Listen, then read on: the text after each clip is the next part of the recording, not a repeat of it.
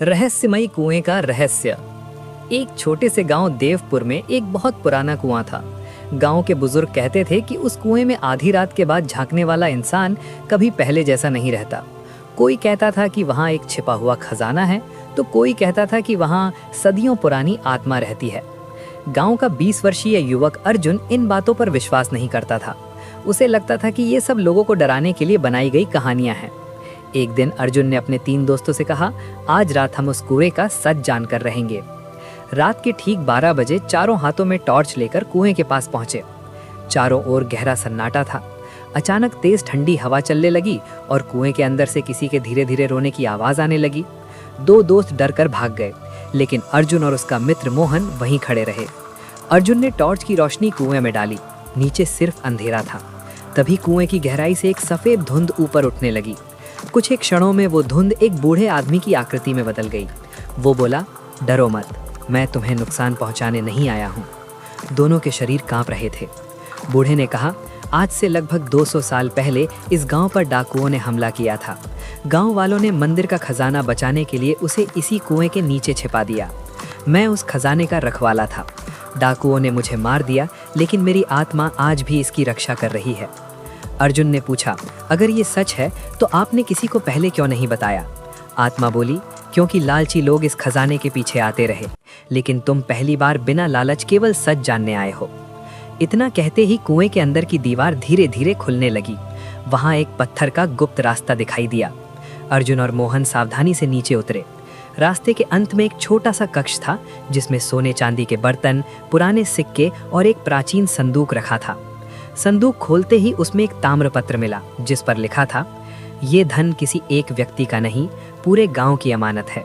इसका उपयोग केवल लोगों की भलाई के लिए किया जाए। अर्जुन ने खजाने को छिपाने के बजाय गांव के प्रधान और प्रशासन को इसकी जानकारी दी। जांच के बाद उस धन से गांव में एक नया विद्यालय, अस्पताल और पुस्तकालय बनाया गया।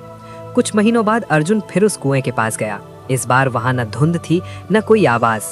ऐसा लगा जैसे उस रहस्यमयी आत्मा को सदियों बाद शांति मिल गई हो। उस दिन के बाद देवपुर का वो रहस्यमयी कुआं डर की नहीं बल्कि ईमानदारी और सच्चाई की मिसाल बन गया। खजाना मिलने और गांव में विद्यालय, अस्पताल तथा पुस्तकालय बनने के बाद देवपुर में खुशहाली लौट आई। लोग अब उस पुराने कुएं को सम्मान की नजर से देखते थे। लेकिन एक रहस्य अभी भी बाकी था। एक बरसाती रात अचानक गांव की बिजली चली गई। उसी समय अर्जुन ने अपने घर की खिड़की से देखा कि कुएं के पास नीली रोशनी चमक रही है। सुबह उसने ये बात गांव वालों को बताई, लेकिन किसी ने विश्वास नहीं किया।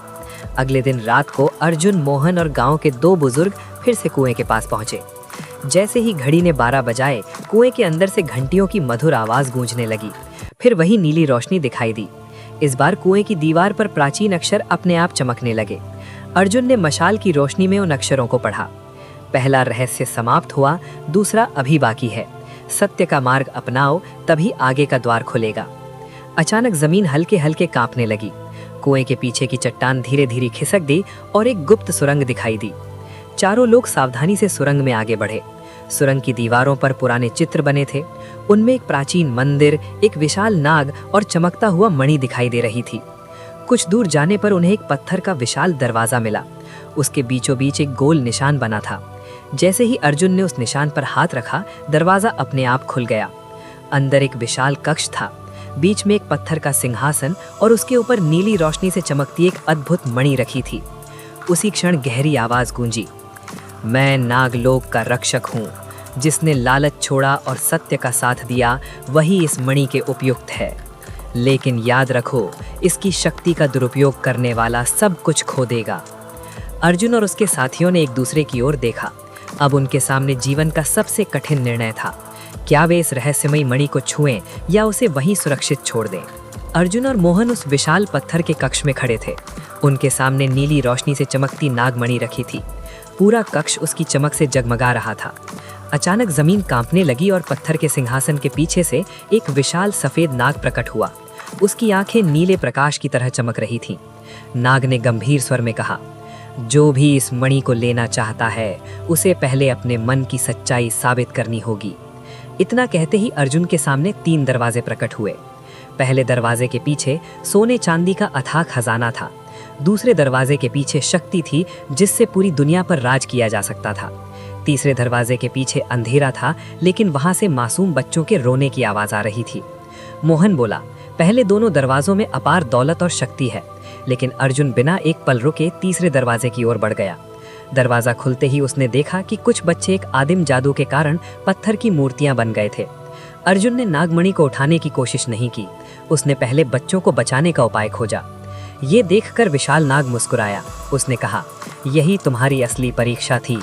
जिसने अपने स्वार्थ से पहले दूसरों की भलाई चुनी, वही नागमणि का सच्चा अधिकारी है। नाग ने अपनी दिव्य शक्ति से सभी बच्चों को फिर से जीवित कर दिया। पूरा कक्ष सुनहरी रोशनी से भर गया। इसके बाद नागमणि धीरे धीरे आकाश में उठी और अनेक छोटे छोटे प्रकाश कणों में बदल गई। वे पूरे देवपुर गांव में फैल गए। अगले ही दिन गांव के सूखे खेत हरे भरे हो गए, पुराने कुएं फिर से पानी से भर गए, बीमार लोग स्वस्थ होने लगे और गांव में खुशहाली लौट आई। विशाल नाग ने अंतिम बार कहा, याद रखना, सबसे बड़ा खजाना सोना नहीं बल्कि दया, सत्य और ईमानदारी है। जब तक ये गुण इस गांव में रहेंगे, मेरी शक्ति हमेशा इसकी रक्षा करेगी। इतना कहते ही नाग और वो रहस्यमयी गुफा हमेशा के लिए गायब हो गए। अर्जुन जब वापस गांव पहुंचा तो उसने किसी को नागमणि की बात नहीं बताई। उसने केवल इतना कहा, सच्चा चमत्कार खजाने में नहीं, इंसान के अच्छे कर्मों में छिपा होता है। उस दिन के बाद देवपुर पूरे प्रदेश में रहस्यमयी गांव के नाम से प्रसिद्ध हो गया। लोग वहां खजाना देखने नहीं बल्कि ईमानदारी और सेवा का संदेश सीखने आने लगे। कहानी से सीख, रहस्य से बड़ा सत्य होता है और ईमानदारी से किया गया कार्य हमेशा लोगों का भला करता है।